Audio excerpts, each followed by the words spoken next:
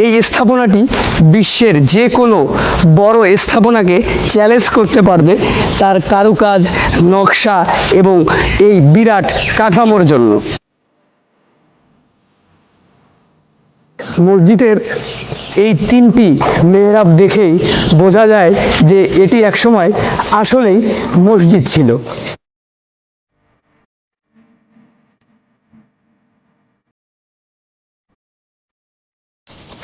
এই পাথরগুলো ওই সময় গৌড় রাজ্য থেকে আনা হয়েছিল।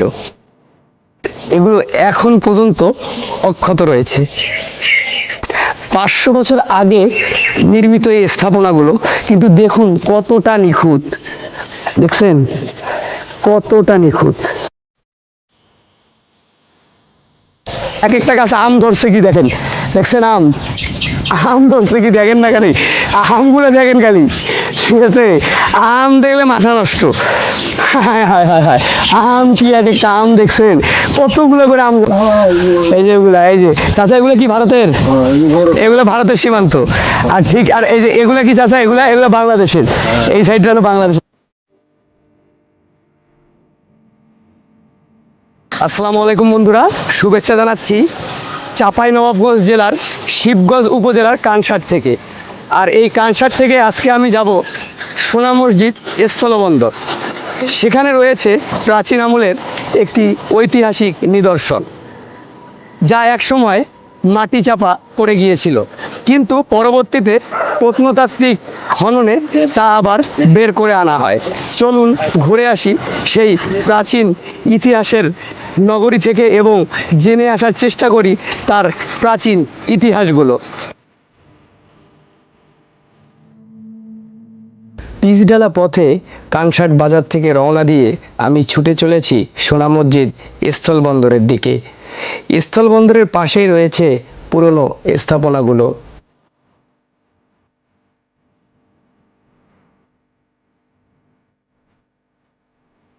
অবশেষে আমরা পৌঁছে গেলাম সোনা মসজিদ স্থলবন্দরে, এবং স্থলবন্দরের খুব কাছেই রয়েছে সেই প্রাচীন নিদর্শন, এবং তার পাশেই রয়েছে দারাজবাড়ি মাদ্রাসা। আমরা প্রথমেই যাব দারাজবাড়ি মসজিদে, তারপরে যাব সেই দারাজবাড়ি 500 বছর পুরনো মাদ্রাসাতে।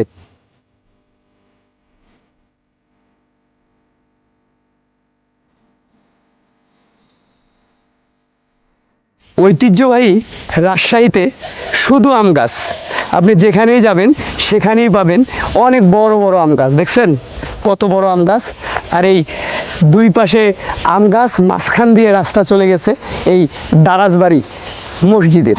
তো আমি বর্তমানে যাচ্ছি ওখানে।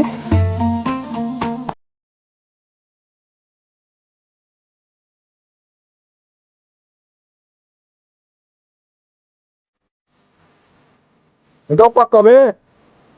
Pasalo por el canal muy a veces.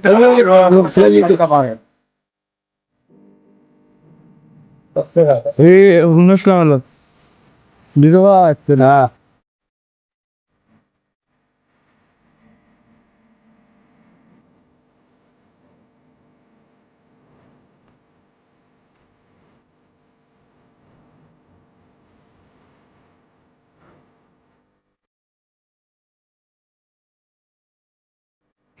আসলে চতুর সাইডে আম বাগান, মাঝখানে রয়েছে এই স্থাপনাগুলো, এই জন্য হয়তো মানুষের জানতে এত দেরি হয়েছে।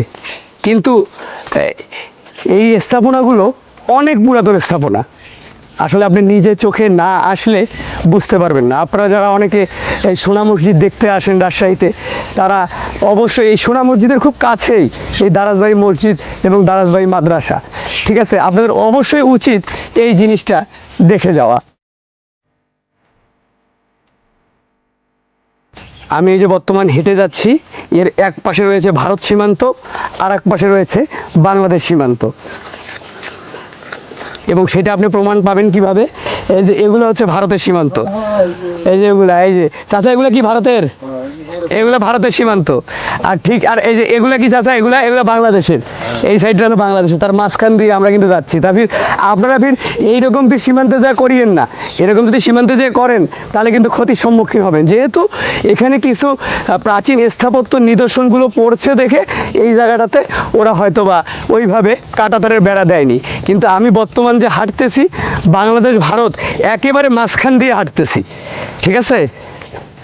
আর আমার পাশে যে গাছগুলো দেখতেছেন এগুলো ফজলি আমের গাছ। এই যে দেখেন, এত বড় গাছ আপনি বাংলাদেশে ওইভাবে খুঁজেই পাবেন না। এক একটা গাছ আম ধরছে কি দেখেন, দেখছেন আম, আম ধরছে কি দেখেন না খালি, আমগুলো দেখেন খালি, ঠিক আছে। আম দেখলে মাথা নষ্ট, হায় হায় হায় হায়, আম কি এক একটা আম দেখছেন, কতগুলো করে আম ধরছে দেখেন, আহারে কি সুন্দর। তবে বরেন্দ্রভূমির এই অঞ্চলে আম, ফুলকপি, শাকসবজি, মিষ্টি পান এগুলো প্রচুর পরিমাণে চাষ হয়। এবং এই মিষ্টি পান এবং আম বহির্বিশ্বে রপ্তানিও হয়ে থাকে।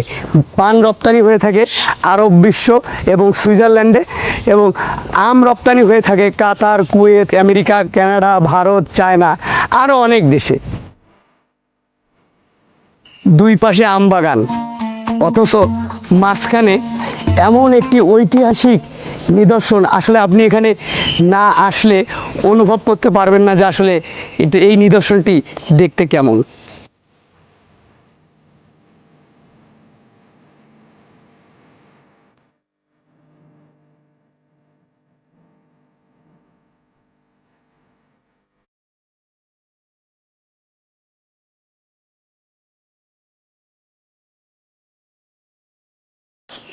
এটি দারাজবাড়ি মসজিদ, এবং এই মসজিদটি 500 বছরের পুরনো।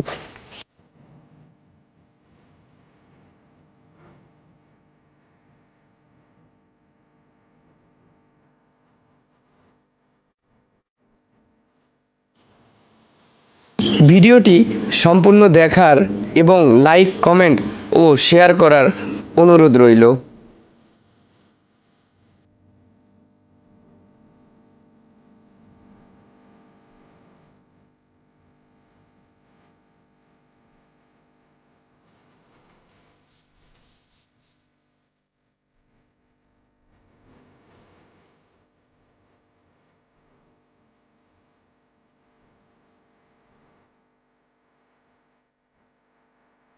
ঐতিহাসিক অনুসন্ধানের সময় আবিষ্কৃত একটি আরবি শিলালিপি অনুযায়ী 1479 খ্রিস্টাব্দে সুলতান শামসুদ্দীন ইউসুফ শাহর রাজত্বকালে তারই আদেশক্রমে এই মসজিদটি প্রতিষ্ঠিত হয়।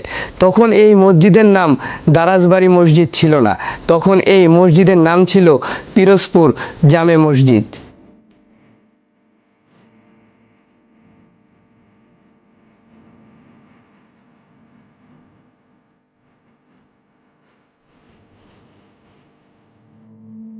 গুগল প্লে স্টোর থেকে বিকাশ অ্যাপ ডাউনলোড করতে প্রথমে বিকাশ টাইপ করুন, বিকাশ সিলেক্ট করুন, ইনস্টল লেখা সবুজ বাটনে ট্যাপ করে ডাউনলোড করুন বিকাশ অ্যাপ। একদম সিম্পল। 1502 খ্রিস্টাব্দে যখন সুলতান আলাউদ্দিন হোসেন শাহ দারাজবাড়ি মাদ্রাসা প্রতিষ্ঠা করেন, তখন এই অঞ্চলটি দারাজবাড়ি নামে পরিচিতি পায়। তখন মসজিদটি পিরোজপুর জামে মসজিদ নাম হারিয়ে দারাজবাড়ি নাম ধারণ করে।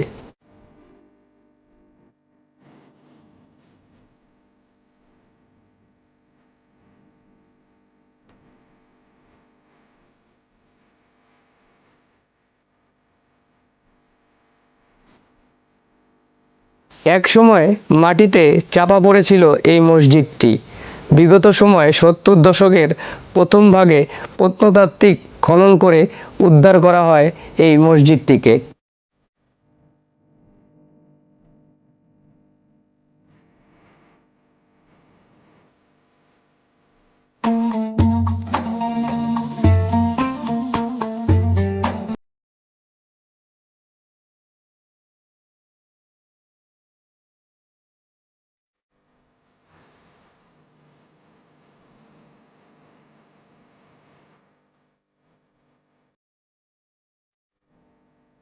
মসজিদটি দীর্ঘকাল ধরেই পরিত্যক্ত।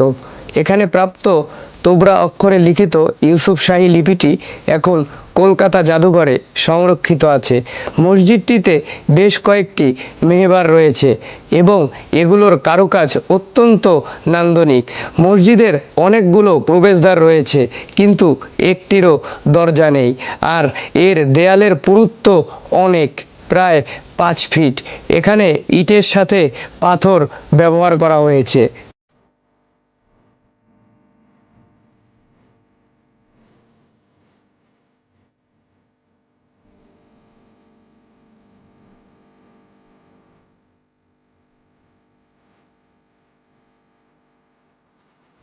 মসজিদের এই 3টি মেহরাব দেখেই বোঝা যায় যে এটি একসময় আসলেই মসজিদ ছিল।